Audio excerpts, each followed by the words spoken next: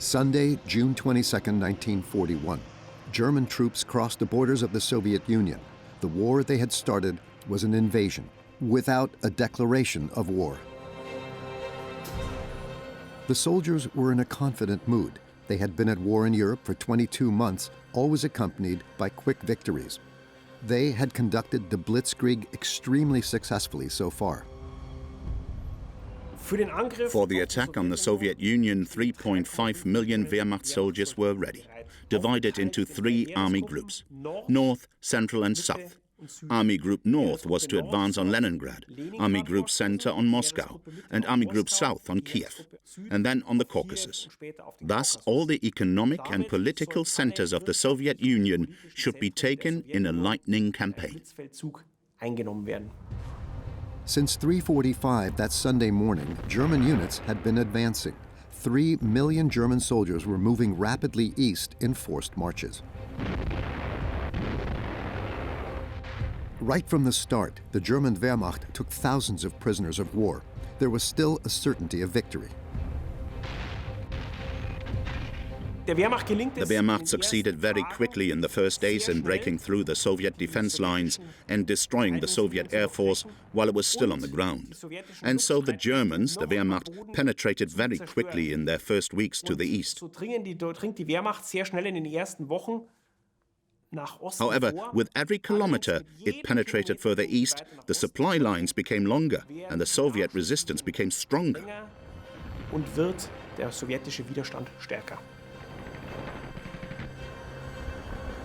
From the start, the civilian population was also targeted by the fighting troops. The German newsreels showed nothing of this in the first days of the war. They were convinced that they could crush Soviet Russia, the colossus with feet of clay, with one blow. In the summer of 1941, the Wehrmacht was at the zenith of its capabilities. It had combat experience, it had learned lessons, it had long training periods, it had improved armament and ammunition, and the initial experience was we were vastly superior to the Red Army. The invasion of the neighboring country was sold to the German population as a preventive war. On the morning of June 22nd, Propaganda Minister Joseph Goebbels, in a radio message, delivered a proclamation from Adolf Hitler.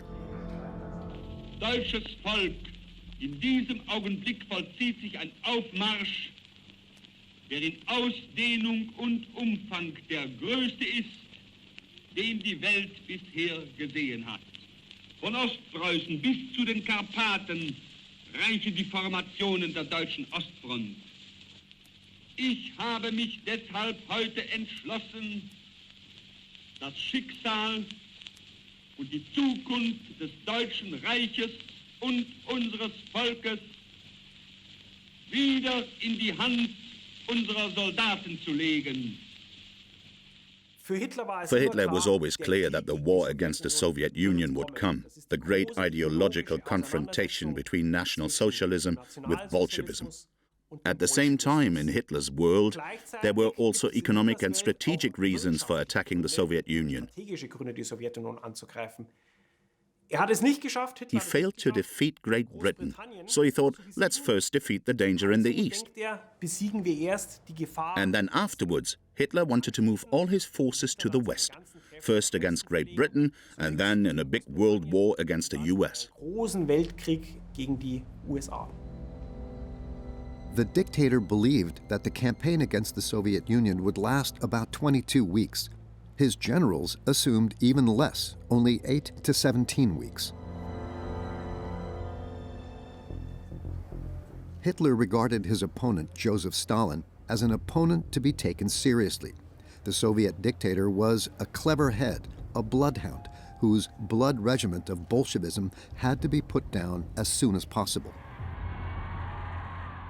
Stalin's Red Army was only partially operational after the Great Terror in the mid-1930s.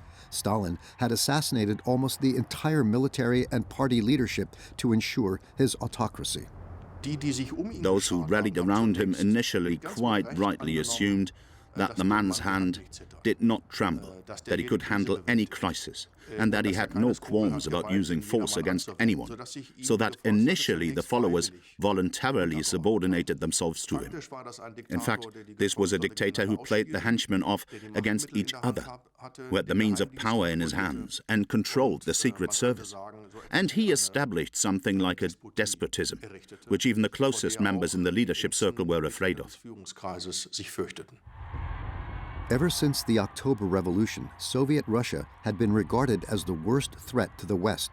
In the meantime, it had become a dictatorship with a personality cult focused entirely on Stalin. The Soviet Union at the time, by the way, not only in Germany, was actually something like the evil empire. Dagegen geht es jetzt für viele auch schon immer der Erzfeind. And so this war, for many, was a war against the archenemy of the West, the civilized world. After a short period of getting used to the fact that now that the Hitler-Stalin pact had ended, the vast majority of Germans absolutely approved of this campaign. When Adolf Hitler delivered a speech to a group of officer candidates at the Berlin Sports Palace in early December 1940, he had already been working solidly for weeks on a blueprint for war against the Soviet Union. He had also long since informed his generals of the inevitability of the attack. He also said it was necessary to create living space in the East and at the same time defeat Germany's arch-enemy. While in Western Europe it was more or less clashes between two armies, in the East it was a clash between two ideologies. And not only between two ideologies, but also between two societies. That's how it was interpreted. And in order to make the Soviet regime collapse, the Nazis believed they had to specifically eliminate the Jews and the communists as proponents of that regime.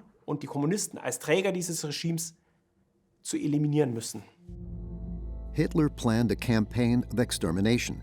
Corresponding orders were formulated in advance. Political officers, for example, assigned to Red Army units, if seized in combat or resistance, are in principle to be finished off immediately with a weapon. The court-martial decree also exempted the killing of civilians by Wehrmacht soldiers from punishment. Officers' reactions ranged from outspoken approval to reluctant acceptance.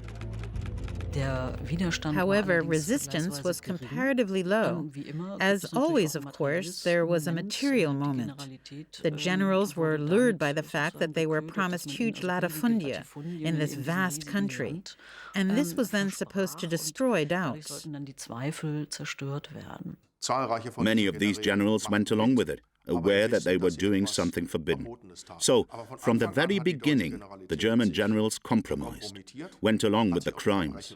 Colonel General von Reichenau, one of the die-hard Nazi leaders, even justified and defended it publicly. Field Marshal von Manstein said that a Bolshevik political officer was not a comrade, and that one could shoot him without hesitation.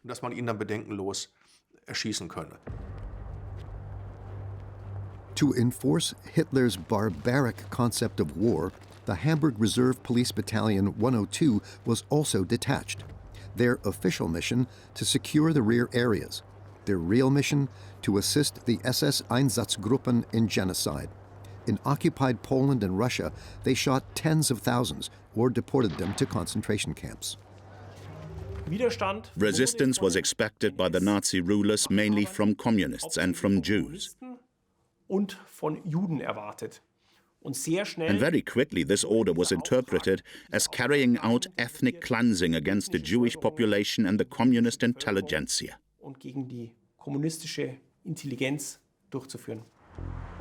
In Moscow, Joseph Stalin had to face the truth. Adolf Hitler had taken him by surprise. Nazi Germany and the USSR were at war. Horrified Soviet citizens learned about the invasion by the Wehrmacht from newspapers.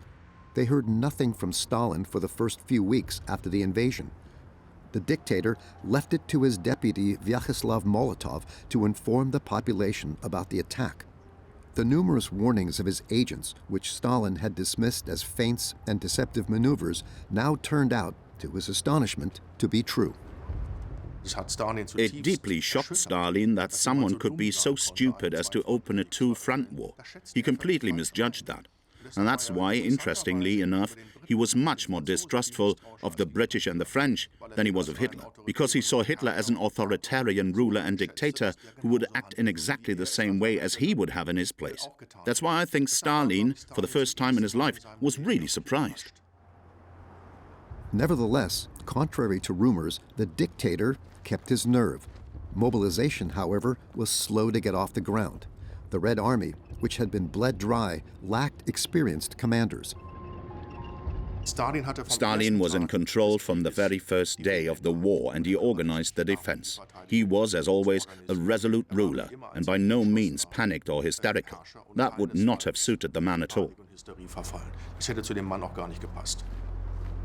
On July 3rd, Stalin, who, as supreme commander, now called himself Generalissimo, spoke to the Soviet people in a radio address to prepare them for the Great Patriotic War.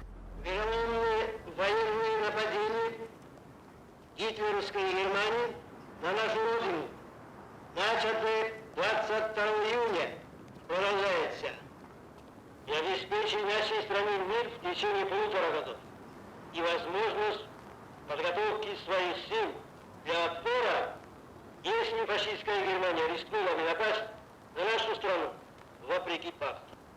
Это определенный выигрыш для нас и проигрыш для фашистской Германии.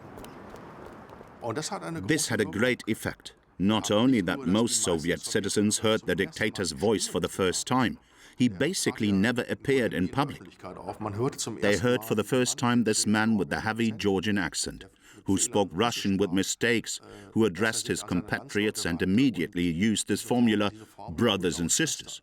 There you see the old fox again, who recognized exactly what he had to do in which situation and what was needed now, and who could unhesitatingly throw all ideological reservations overboard if he could get any advantages from it. Meanwhile, at Adolf Hitler's headquarters in Obersalzberg in Bavaria, reports were coming in of victory. At this point, the German troops had already advanced more than 500 kilometers toward Moscow. The German soldiers did not yet know what kind of war their leader had planned for them and what role he had assigned to them in this campaign of destruction. Many of them did not see any great danger in their imminent deployment to the front.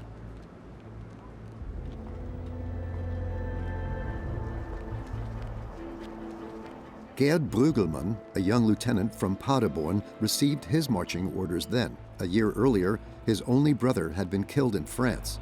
As the last son of his family, he was not assigned to combat duty, but was put in charge of leading a supply train. The soldiers were still in good spirits, heading for a foreign country. In Private Müller's war experience, the central thing was the fight. The boredom, the waiting, the marching. The foreign culture.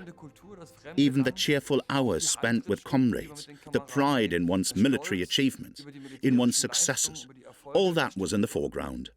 The awareness that this was a criminal war, a war of aggression, was of course not there at all. So the war was also an adventure, a journey. The vast majority of Germans had not traveled, had never left Germany, had never left their village before. At the beginning of their advance, the soldiers also received a friendly welcome in some areas, especially in the Baltic states, parts of Belarus, and in Ukraine, where the population hoped for better times after the end of Stalinist terror. But the joy of liberation was disappointing. Soon, the High Command relieved the soldiers of any duty of responsibility and declared that feeding the impoverished population was a misunderstood humanity. In Ukraine, the Germans were welcomed very positively because they were seen as liberators from the Soviet yoke, which was also a foreign rule for the Ukrainian people. The almost unimpeded advance allowed German troops to penetrate deep into the interior of the country. Thus, they quickly succeeded in encircling large areas. Characteristic of the first phase of Operation Barbarossa were the so-called encirclement battles, that is, German tank forces had surrounded larger bodies of troops of the Red Army in pincer attacks, and thus encircled, they were closed off from supplies. And so there were huge numbers of prisoners in the first weeks and months of the war. In one of the first of these encirclement battles around the Belarusian capital of Minsk, about 325,000 soldiers of the Red Army became German prisoners of war. The next objective in the advance of army groups centered towards Moscow was Smolensk. Here, the Wehrmacht encountered fierce resistance. In erbitterten Straßenkämpfen dringen unsere Truppen am 16. Juli in die Stadt ein. 2 Wochen lang behauptete die sowjetische und britische Lügenpropaganda, Smolensk befinde sich noch in bolschewistischer Hand. Today, when we look at the German advance in the Soviet Union, we are dazzled by the newsreel pictures. We see the encirclement battles. We see the huge streets full of Soviet prisoners of war. We see smiling German soldiers. But the Germans suffered immense losses in the advance. And this Wehrmacht was actually shrinking and shrinking. Because while many Red Army soldiers went into captivity, many also fought to the last bullet. Weil natürlich gehen viele Rotarmisten in Gefangenschaft, aber sehr viele kämpfen auch wirklich bis zur letzten Patrone.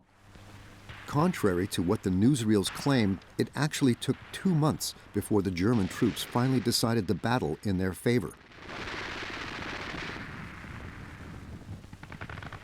The Soviet leadership could not find an effective strategy against the lightning-quick advance of German troops. The huge mistakes made by the Generalissimo often benefited the Wehrmacht. Stalin made the mistake of simply forbidding army leaders to retreat. As a result, they were constantly surrounded and huge army units were destroyed. They surrendered by the 100,000s because they realized that they couldn't use their military skills at all. They had no weapons, no boots, no uniforms. Their officers ran away or didn't lead them at all. As a result, the number of prisoners of war increased rapidly.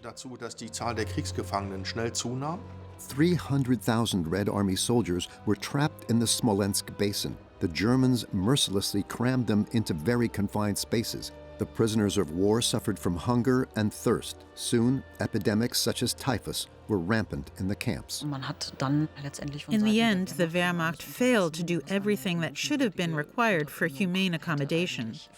And this led to the biggest mass death in the German sphere of influence in 1941. 2.2 million died, and a total of about 3.3 million Soviet prisoners of war perished in German captivity. It's believed that 50% or even over 50% of Soviet prisoners of war died in German hands. They were shot, or they starved, or they worked until they dropped. Those who were lucky were supplied from surrounding villages. Often, impoverished farmers gave the prisoners their last bit of bread. A German officer noted in his diary, there was nothing to eat. Not even water. Many died. They were finally given dry macaroni to eat, which they pounced on madly. Of all the crimes for which the Wehrmacht was responsible, I think the treatment of Soviet prisoners of war was the greatest crime. Most Wehrmacht generals did not feel responsible for the mass deaths in the German camps. Responsibility for the conditions in each prison camp lay with the respective commander. Thus, the negligence was passed on from the upper ranks to the overburdened officers.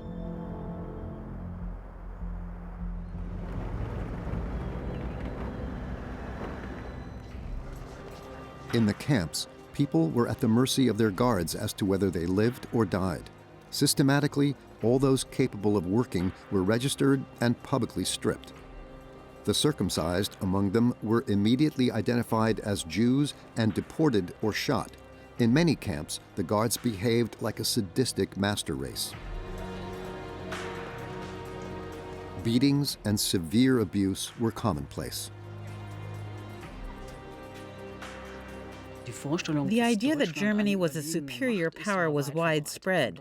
The phrase, "the world shall be healed by the German essence," had been known for a long time. What was new, however, was this racialization of prejudices, where one spoke of Slavic subhumans and waged a war of extermination.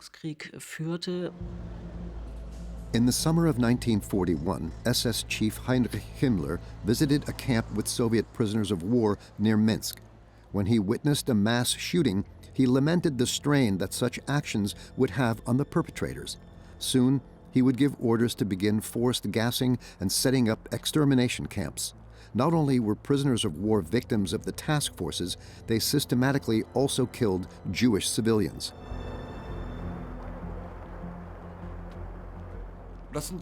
These were the extermination squads that followed the troops who at first received vague orders, which eventually leaned more and more in the direction of shooting all Jews. All men at first, but then also women and children. Everywhere in the rear areas, the Wehrmacht supported the Einsatzgruppen as well as the police battalions assigned to them in their killing spree. In addition to Jews, political opponents, Roma, and Sinti, others considered unworthy of life in Nazi jargon were also eliminated. The SS troops were not the only ones who brought terror to the country. Wehrmacht soldiers also participated in the atrocities of the German murder squads. The army groups that marched into the Soviet Union and the armies, which then always included SS units, which were divisions, that is, parts of this army, and therefore the Wehrmacht fought side by side with these SS units. So the Wehrmacht officers corrupted themselves by making common cause with these people. In this war, everything was permitted. The murder of women and children became part of everyday life. Civilization was suspended, horror was unleashed. Inhibitions disappeared. Ordinary men became mass murderers.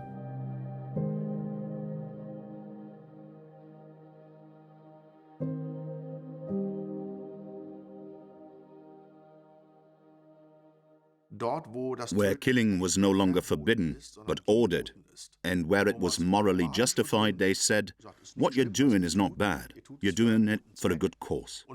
And where men knew that their friends, families, wives and children could not see what they were doing, they did it. Not everyone did it, but a lot of them, thinking nobody's going to find out. I don't think the Nazis could have organized these murder excesses at home, because then the man would have had to cross much larger thresholds. Serious war crimes were also committed by the Germans on the southeastern front. In the battle for the Ukrainian capital, Kiev, the Red Army planted explosive devices in several buildings before retreating. The explosions killed several hundred members of the armed forces. The nationalist Ukrainians had welcomed the Germans as liberators. Now, together with Wehrmacht and SS officers, they demanded retaliation for the Bolshevik attacks. The troops then targeted Jewish civilians, especially the elderly, women, and children. Under the pretext of evacuation, the Jews were taken out of the city.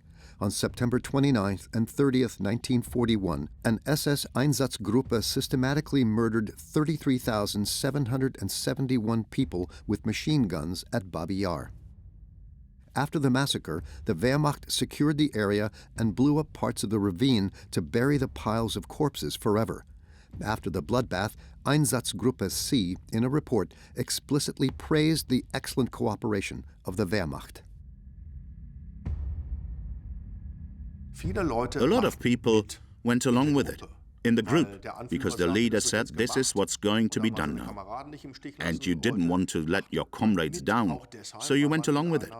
And because you were in a male hierarchy of the military, and you can see this everywhere in wars, the moment such military hierarchies are associated with everything being allowed, the violence escalates.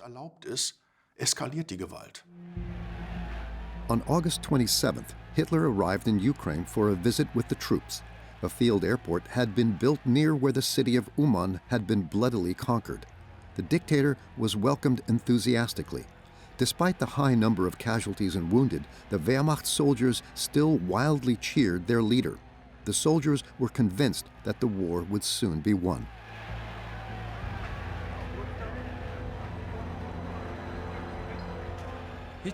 Hitler was the central person without whom such a war in the Soviet Union was not even imaginable. He was the link between ideology, state, military and party. The soldiers saw things differently, in a way that seems crude to us today. They separated ideology and Hitler. Hitler was seen by many as the father of the fatherland, to whom one was also loyal, to whom also swore an oath. And then there was the evil party. Of course, we know today that that's insane, to separate the two. You can't separate them at all. But to the soldiers, Hitler was seen as a positive figure for an astonishingly long time in the war. This is, of course, an auxiliary construction to also explain why one continued to fight. Italian dictator Benito Mussolini had also arrived to see for himself the progress of the campaign in which his troops were also involved. Hitler informed the surprised Duce that the conquest of Moscow was no longer a priority, but Leningrad was. Exactly what Hitler planned to do was communicated to the commanders of Army Group North in the secret command document of August 28th. The Leningraders had to be destroyed by starving them to death. After surrounding the city, any evacuation by the civilian population must be prevented, if necessary, by using weapons. Behind this, of course, was the calculation that a city of millions like Leningrad could not have been supplied at all. The Wehrmacht and the Germans did not want that at all. They didn't want to get the civilians on their side. If they had wanted that, they would have fixed it, but they didn't want to. And that's why the decision was made to surround the city and starve it out.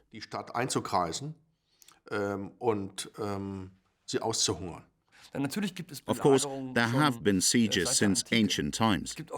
There's also been starvation in besieged cities since ancient times, but the idea of now starving a city for months and then actually starving the population to death, that's a unique event, at least for modern times.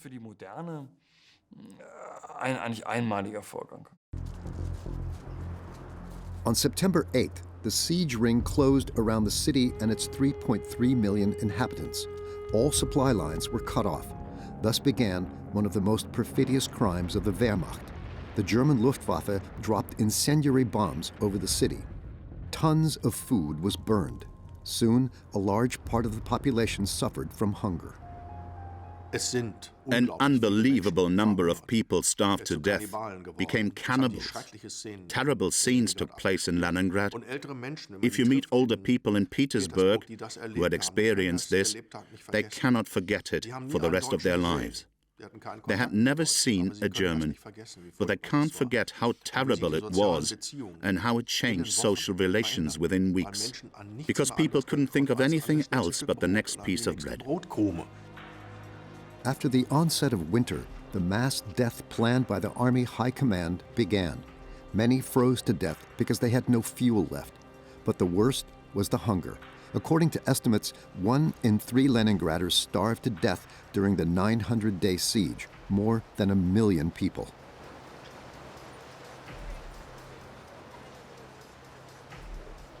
Stalin cynically exploited them for his regime by not doing much to ensure the survival of these people in the city, because he knew it played into his hands when the Nazis treated the population in this way.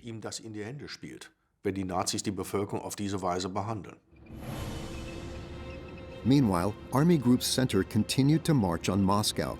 The Soviet capital was supposed to have been conquered by August, but by the end of the month, the breakthrough had still not been achieved. Nervousness began to spread in the Wehrmacht High Command. To relieve the overstretched supply lines, the OKW released whole swaths of land for looting. To prevent this, the Red Army also set fire to many villages. During the course of the winter, the population suffered severe famine and tens of thousands died. The life of the enemy didn't count for much. You also got to see how the Red Army waged war, with the huge numbers of casualties they operated. How the Red Army kept attacking their own positions, their own machine gun fire, death-defying. This creates an image that the lives of the citizens of the Soviet Union didn't actually count. Those who went home on leave saw their own family as if it was a different world. On the surface, the idyll in the garden at home was undisturbed. But the father of the family didn't even take off his Wehrmacht uniform at home. The war was also finding a way into the immediate family circle. Even the youngest practiced military drills to please their father. The soldiers who came home on leave from the Eastern Front thought that the home they were in was completely surreal. They suddenly came to an area where Easter was celebrated and Christmas, and there were little children singing, and the world was still fine, even though there were bombing raids.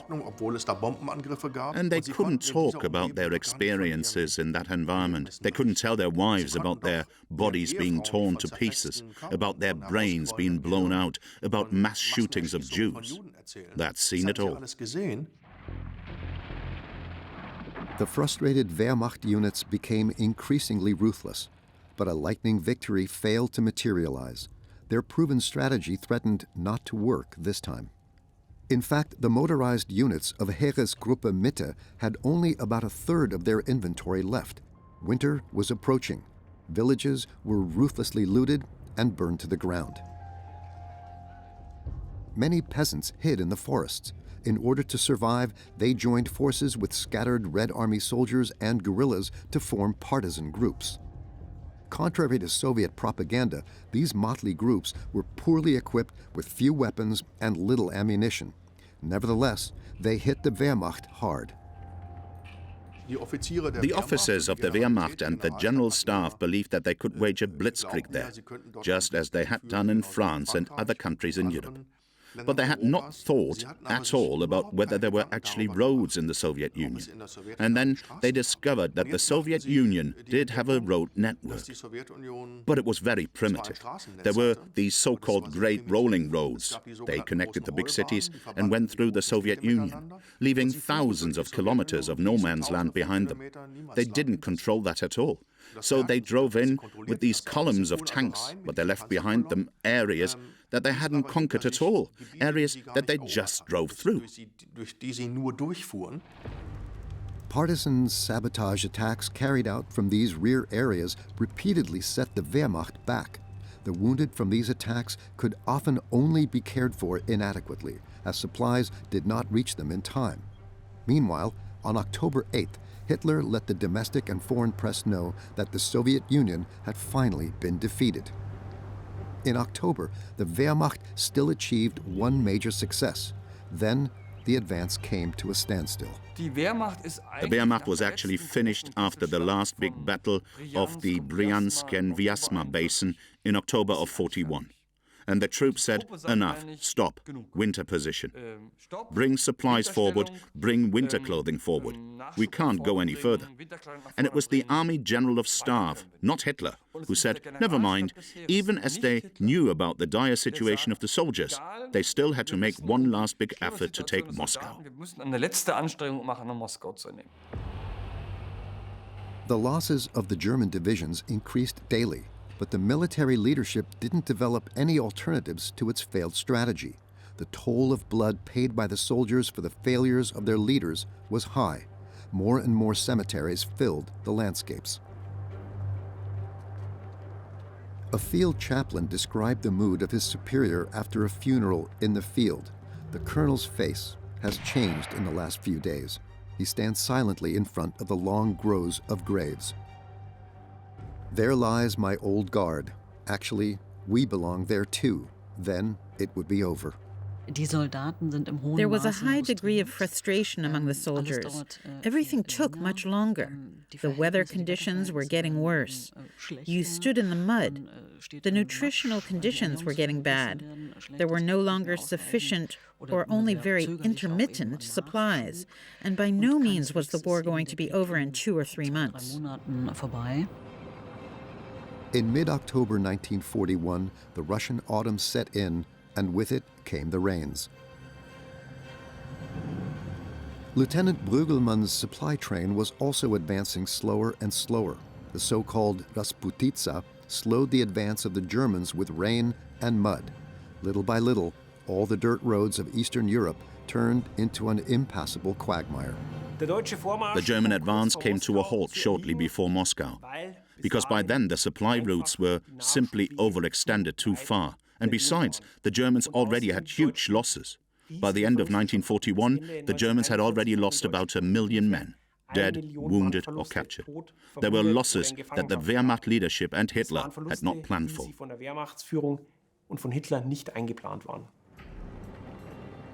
In Moscow, Stalin knew how to use the time he gained.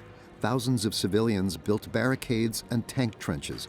Then, the strategic reserves from Siberia arrived and marched from Red Square directly to the front. Meanwhile, reports from German aerial reconnaissance units about massive troop deployments in the Moscow area were dismissed by the German leadership as ghosts. Stalin entrusted the leadership of the life-saving offensive to a hero of the Soviet Union, General Georgy Zhukov. On the other side of the world, Franklin D. Roosevelt adhered to the principle of good neighborliness and considered any imperialist expansion of his country as unreasonable. Thus did the U.S. president become the antagonist of the expansionist Axis powers. Roosevelt knew that sooner or later his country would have to intervene in the conflict, but the majority of his countrymen were against entering the war. The main tendency in the United States at that time was to say, we have completely different problems to solve in our own country, especially of an economic nature. We need everything now, but not war. We don't need to enter here. And Roosevelt, too, had actually said quite clearly that he wanted to put an end to this American imperialist policy. Mit dieser amerikanischen imperialistischen Politik Schluss machen möchte. In particular, the U.S. felt threatened by Japan. The Japanese had continued to arm themselves and had been waging a war against China for years in violation of international law. Finally, the United States suspended all trade relations with Japan and imposed an oil embargo. They responded with a secret plan of attack on a U.S. base in the Pacific. On the Japanese side, there were definitely military people who felt that they had really been backed into a corner. For these military men, there had to be this attack on Pearl Harbor at all costs, in order to free themselves from this feeling of being backed into a corner. In that sense, Pearl Harbor was clearly liberating strike. So gesehen war Pearl Harbor ein eindeutiger Befreiungsschlag. Located nearly 3,700 kilometers southwest of the California coast, Pearl Harbor had been home to the U.S. Pacific Fleet since 1940. Undetected, a Japanese fleet approached the Hawaiian Islands. The Kido Butai had covered 6,000 kilometers. It was December 7, 1941, and at 10 minutes to 6, the Japanese aircraft carriers moved into position. Half an hour later, 185 planes took off. It took the attackers an hour and a half to reach their destination.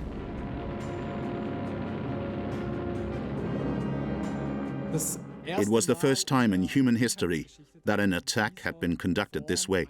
With a total of 6 aircraft carriers, a combined attack from the sea, but just with units attacking from the air. Aber eben mit Einheiten, die aus der Luft angreifen. 140 ships, including 8 battleships and 29 destroyers, were anchored in Pearl Harbor at the time, but they were considered obsolete. Some had already been in service during the First World War. Their relocation to the middle of the Pacific was intended to send a message to a belligerent Japan. This deployment of the fleet to Pearl Harbor was a very clear statement, a very clear signal from the United States that said, we're not going to completely sit idly by and watch what's happening here in Asia and what Japan is doing in Asia, even if we don't directly intervene militarily now. At least, we're showing a presence in this way. At 7:48 a.m., the first Japanese fighter planes attacked, followed by formations of dive bombers and torpedo planes. The message to Mission Control, Tora, Tora, Tora, was the agreed signal that the surprise had succeeded. The Japanese attackers documented their success with a camera as the first bombs hit the Ford Island airfield. Shocked and surprised, the soldiers and sailors came to the realization, this is not a drill. Washington had anticipated that sooner or later there would probably be armed conflict in Asia. However, it had more strongly expected that it would happen somewhere in Southeast Asia. But Japan had not been figured to actually attack the heart of the Anglo-American presence in the Asia-Pacific, that is, the Pearl Harbor naval base, which was armed to the teeth. Flottenstützpunkt Pearl Harbor, der bis zu den Zähnen bewaffnet war. More than 2,400 American soldiers died. 19 warships were sunk or damaged, and around 200 aircraft were destroyed. U.S. soldiers were forced to watch helplessly as the Japanese reduced their huge naval base to rubble within 2 hours. Pearl Harbor became the most bitter defeat in American naval history. The next day, President Roosevelt declared war on Japan. On the Japanese side, there was a misconception, because they had a misconception about the American politicians. They actually thought Americans, the white people in Washington, they are somehow weak, and if they suffer such a drastic, heavy surprise blow, then they will give in. Then they will enter into negotiations. And that's where they were very wrong. Yesterday, December 7th, 1941, a date which will live in infamy. The United States of America was suddenly and deliberately attacked by naval and air forces of the Empire of Japan. The facts of yesterday and today speak for themselves. With confidence in our armed forces, with the unbounding determination of our people, we will gain the inevitable triumph, so help us God. Hitler, too, was surprised by Japan's attack. The dictator kept the promise he had made to his ally in case of war. On December 11th, the Third Reich declared war on the U.S. The European war now became a world war.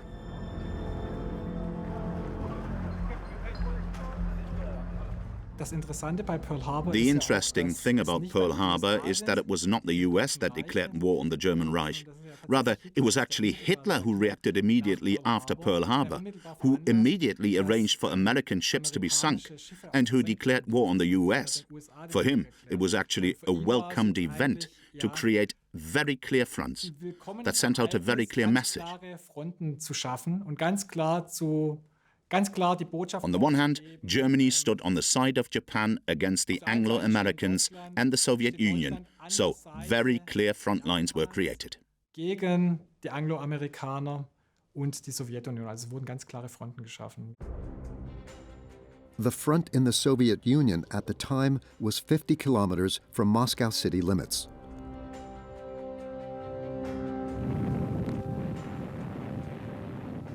On December 5th, the Red Army struck back.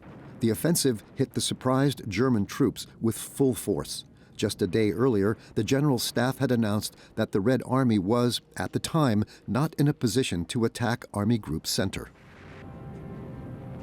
The biggest enemy for the Germans was, first of all, the Russian geography, the Russian winter. The problem that a huge army could not be supplied over huge distances. Logistically, it didn't work. The Germans didn't even have winter equipment because they thought that the war would be over in September of 1941, and the Soviet troops used that to their advantage. By mid-December, the Red Army had averted the threat of Moscow's encirclement and was gaining ground on its side. With the weather at 40 degrees below zero, only a few German soldiers were equipped with sufficient winter clothing. 2,500 of them died every day.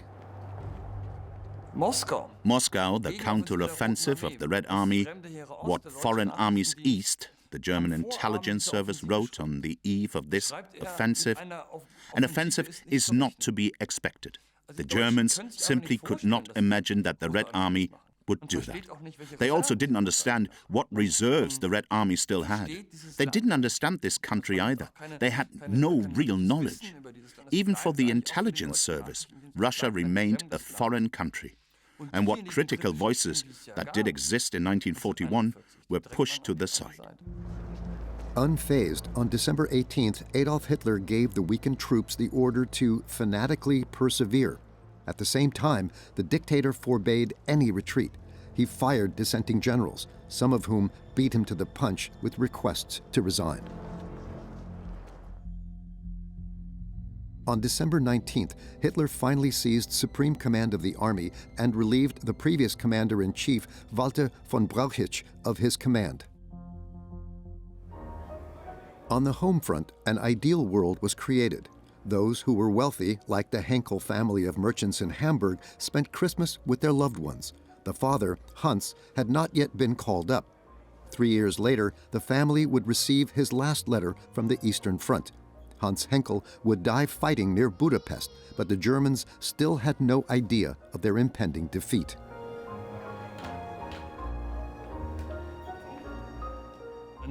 On the home front, it didn't matter. If you watch newsreels from December 1941, from January 1942, you realized you couldn't actually tell what was going on. There you were fighting somewhere in a frozen area outside Moscow for villages that you had never heard of. The situation for the German troops was hopeless. The temperature was around minus 40 degrees, rifles and guns jammed, engine oil and gasoline congealed. The arms and legs of the soldiers holding out froze. The German attack on the Soviet Union, Operation Barbarossa, had failed.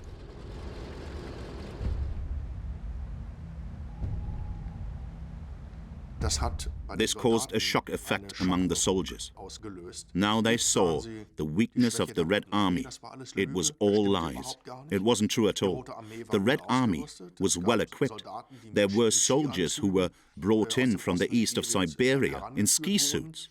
They realized that they were being burned there, that they had to walk around in women's fur coats, and that they were cannon fodder. The aura of the invincibility of the Wehrmacht was gone.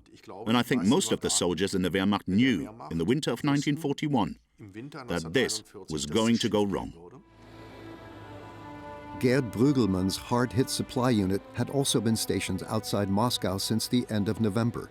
Unexpectedly, the lieutenant was ordered back to Paderborn for a new assignment. The journey home took him via Smolensk and Berlin. He was on the road for a week in a hospital train.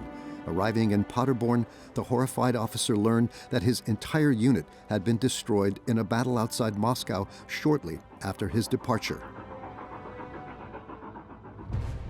The Lebensraum in Osten, the living space in the east, had turned into a hostile no man's land.